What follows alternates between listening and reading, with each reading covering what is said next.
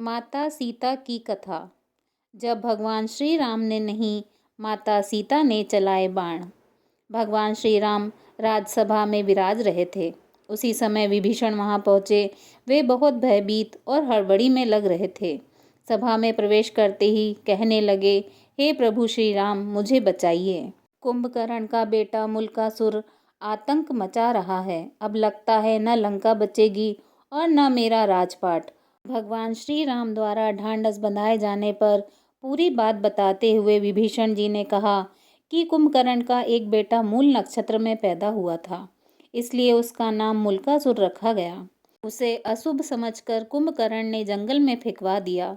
जंगल में मधुमक्खियों ने मुल्कासुर को पाला। मुल्कासुर जब बड़ा हुआ तो उसने कठोर तपस्या करके ब्रह्मा जी को प्रसन्न कर लिया।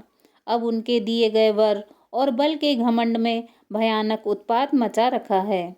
जब जंगल में उसे यह पता चला कि आपने उसके वंश का विध्वंस कर दिया है और राजपाट मुझे सौंप दिया है, तो वह भन्नाया हुआ है। भगवन, आपने जिस दिन मुझे राजपाट सौंपा, उसके कुछ दिन बाद ही उसने पातालवासियों के साथ लंका पहुंचकर मुझ पर आक्रमण कर दिया।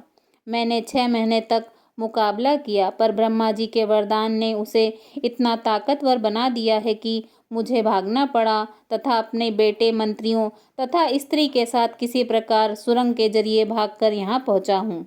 उसने कहा है कि पहले धोखेबाज भेदिए विभीषण को मारूंगा, फिर पिता की हत्या करने वाले राम को भी मार डालूंगा। वह आपके पास भी आता ही होगा। समय कम है, लंका और अयोध्या दोनों खतरे में हैं। जो उचित समझते हैं वह तुरंत कीजिए।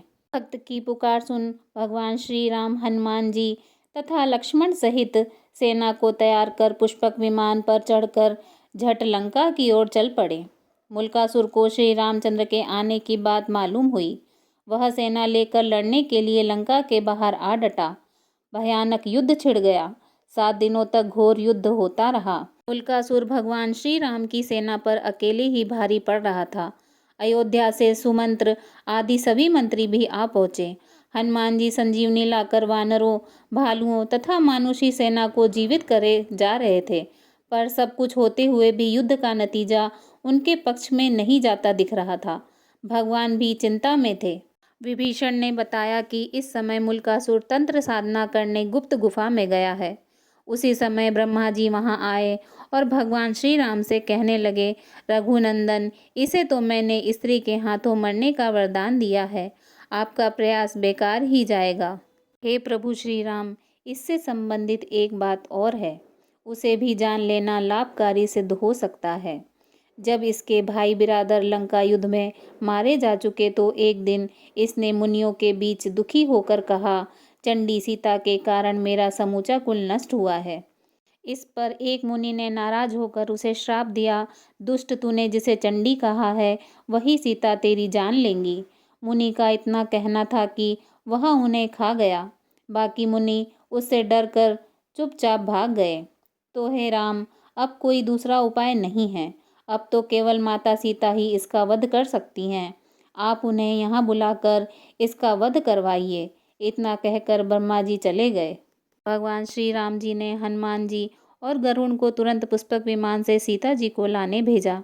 इधर माता सीता देवी देवताओं की मनोती मानती, तुलसी, शिव प्रतिमा, पीपल आदि के फेरे लगाती, ब्राह्मणों से पाठ रुद्रीय का जाप कराती, दुर्गा जी की पूजा करती कि विजयी श्री राम शीघ्र लौटें। तभी गरुण और हनुमान जी उनके पास पहुँचे। पति के संदेश को सुनकर सीता जी तुरंत चल दी। भगवान श्री राम जी ने उन्हें मुल्कासुर के बारे में सब कुछ बताया। फिर तो भगवती सीता को गुस्सा आ गया। उनके शरीर से एक दूसरी तामसी शक्ति निकल पड़ी। उनका स्वर बड़ा भयानक था। वह छाया सीता चंडी के वेश में लंका की ओर बढ़ चली। इधर भगवान श्री राम जी ने वानर सेना को इशारा किया कि मुल्कासुर जो तांत्रिक क्रियाएं कर रहा है, उसको उसकी गुप्त गुफा में जाकर तहस नहस कर दें। वानर गुफा के भीतर पहुंचकर उत्पात मचाने लगे तो मुल्कासुर दांत किटकिटाता हुआ सब छोड़ छाड़कर वानर सेना के पीछे दौड़ा। हड़बड़ी में उसका मुकुट गिर पड़ा।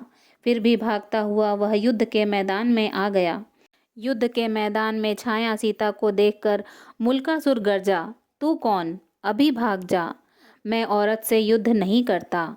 छाया सीता ने भी भीषण आवाज करते हुए कहा, मैं तुम्हारी मृत्यु चंडी हूँ।